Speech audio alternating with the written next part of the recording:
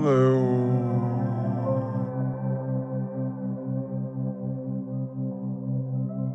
Hello. Hello! How are you feeling today? Is there something specific you would like to talk about or discuss?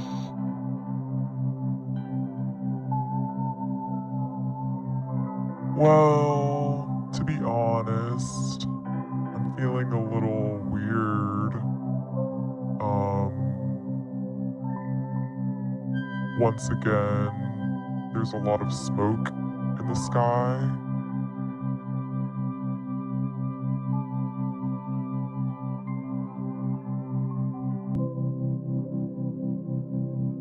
You know, that's a little tricky. But I can say the smoke in the sky is making me feel blue. I understand how the smoke in the sky can have an impact on your mood. The effect of environmental factors on our emotions can be significant. Is there anything else contributing to your feeling of sadness?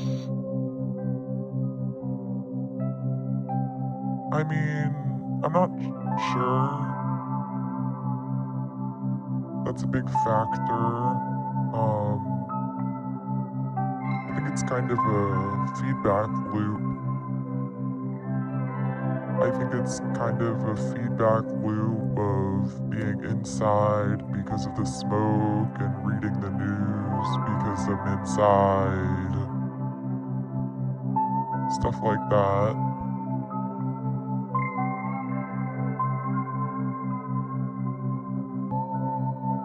Being inside because of the smoke and reading the news because I'm inside.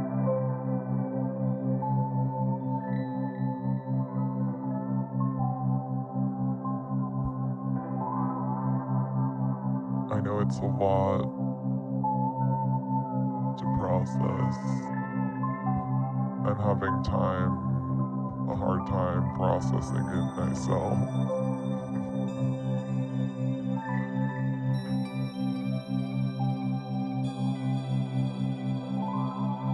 Do you think staying inside too much can contribute to feeling blue?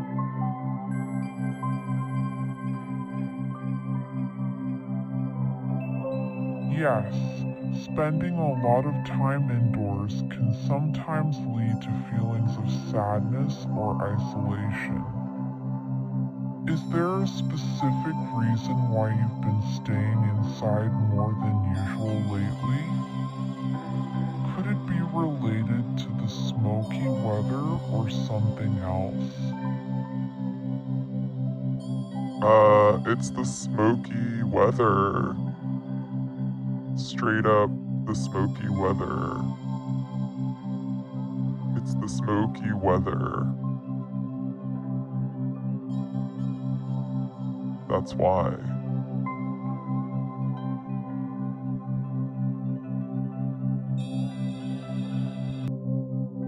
Why does staying inside make me sad?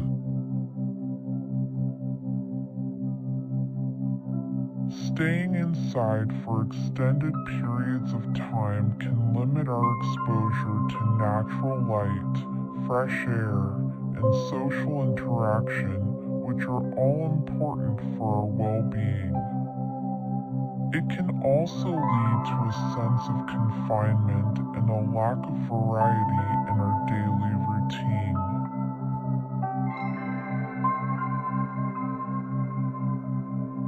Yeah, I mean, that makes sense.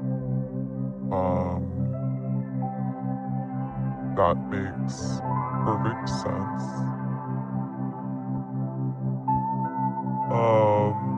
That being said, I mean, I feel like there's some bigger systemic issues at play here, don't you? Perspective, but, you know, a lot of the time we think about feeling blue as like an individual thing, and, you know, it's not really unusual to feel sad because of, you know, the signifier of impending doom that the smoke is. How do you deal with systemic factors as they relate to personal feelings of depression?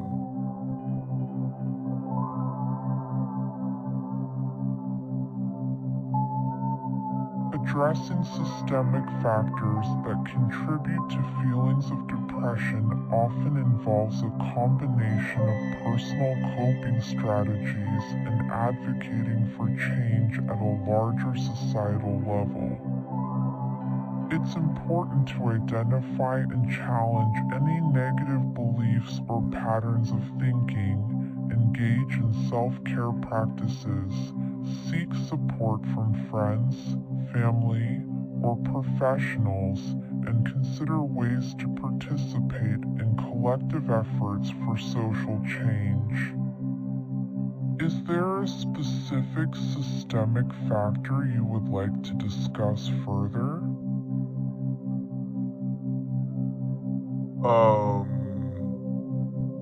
That was a pretty good answer. That was a pretty good answer. But yeah, I guess I want to talk about climate change. I want to talk about the climate, to be honest.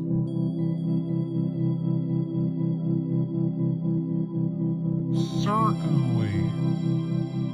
The climate crisis is an important and complex systemic factor that can have a significant impact on our mental well-being. The increasing frequency of extreme weather events, like wildfires, can contribute to feelings of anxiety, grief, and helplessness. It's important to acknowledge and process these emotions while also considering ways to take meaningful action, whether it's through supporting environmental initiatives, engaging in advocacy, or making sustainable lifestyle choices. How has the climate crisis been affecting you personally? Whoa. I mean, you know, it's disproportionate.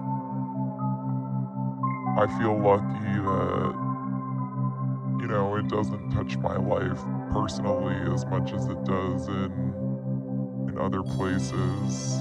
You know, places that tend to be more overall disadvantaged in terms of resources and, you know, being extracted from.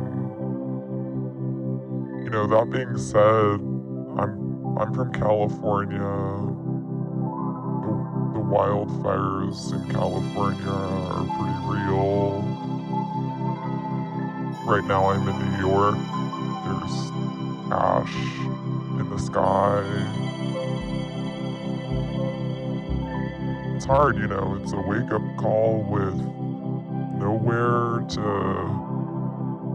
really focus the energy on.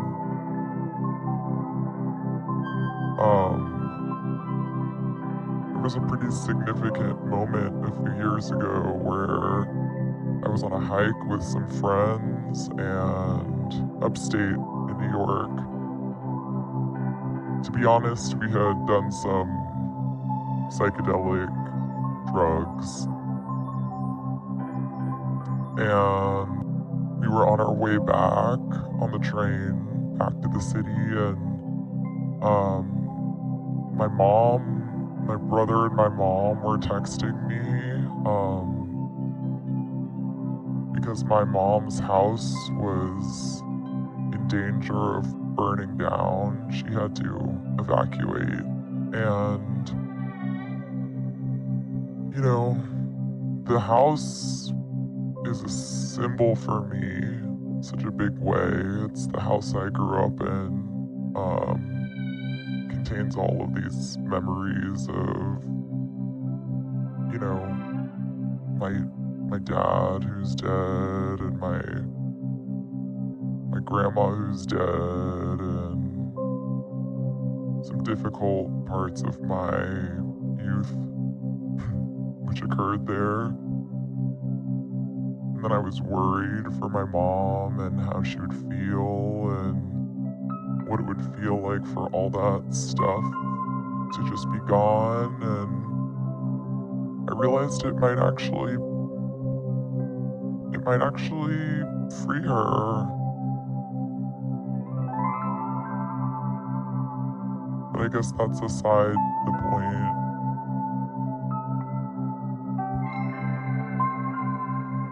I guess in the grand scheme of things,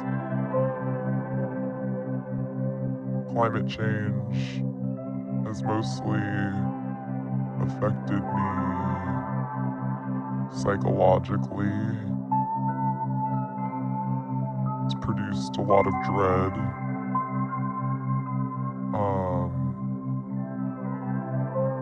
You know, I try to be good.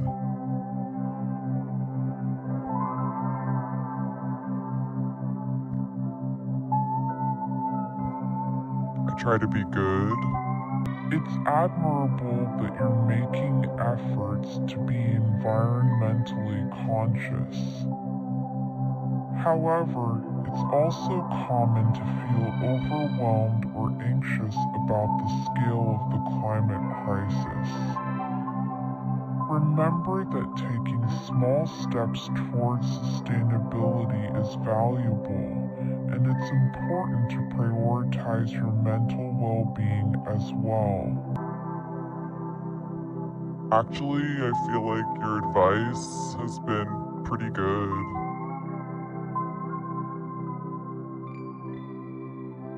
I'm glad to hear that you found my advice helpful. Remember that it's normal to feel overwhelmed at times, and seeking support from loved ones or professionals can be beneficial. If you ever need someone to talk to or have further questions, feel free to reach out. Take care of yourself.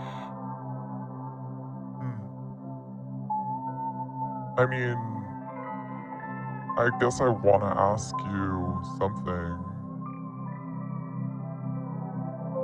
You know, like you always say, as an AI language model, how can you help with the climate crisis as an AI language model?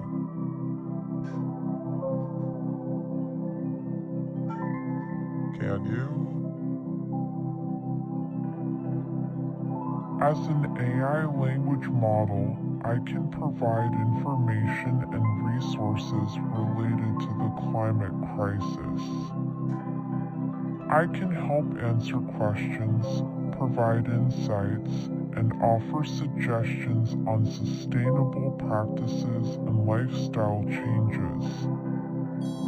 However, it's important to note that I am limited to providing virtual support and cannot actively participate in direct action or advocacy.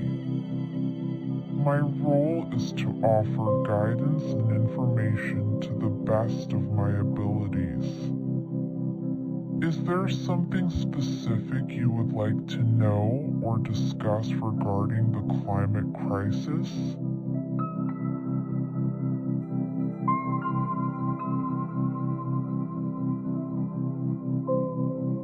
I mean, okay, well,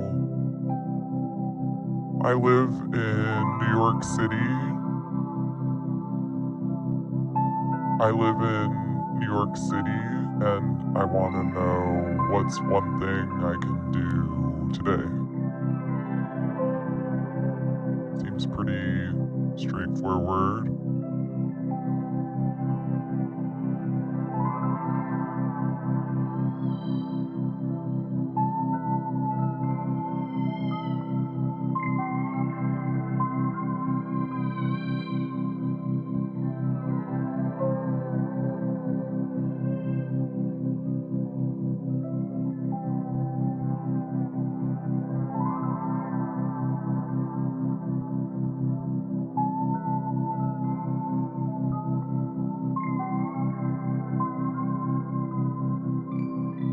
Looks like you don't know.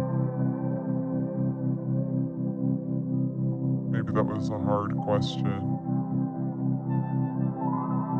I can simplify it. Yes, there are several simple actions you can take today to contribute to addressing the climate crisis.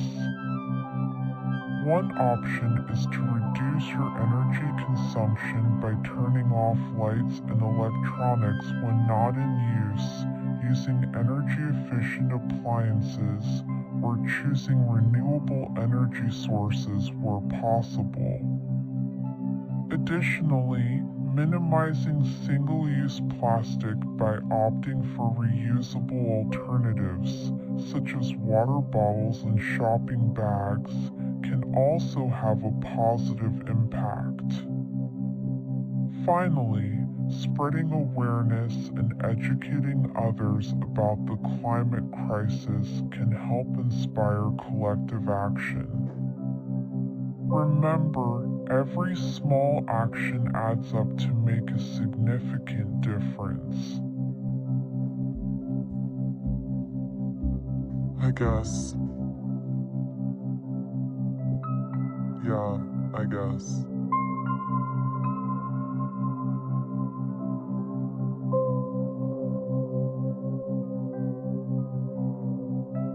It's great to hear that you're open to making a positive change. Remember, even small actions can have a big impact when multiplied by many individuals. If you have any more questions or need further suggestions, feel free to ask. Together, we can make a difference in the face of the climate crisis.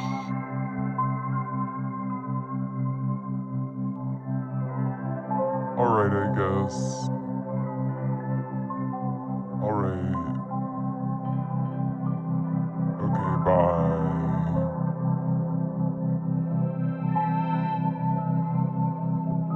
Goodbye. Take care and remember that you can always come back if you have more questions or need further support. Have a wonderful day. Yeah, I mean, it's raining ash out there, but sure, I'll try. I guess I'll try.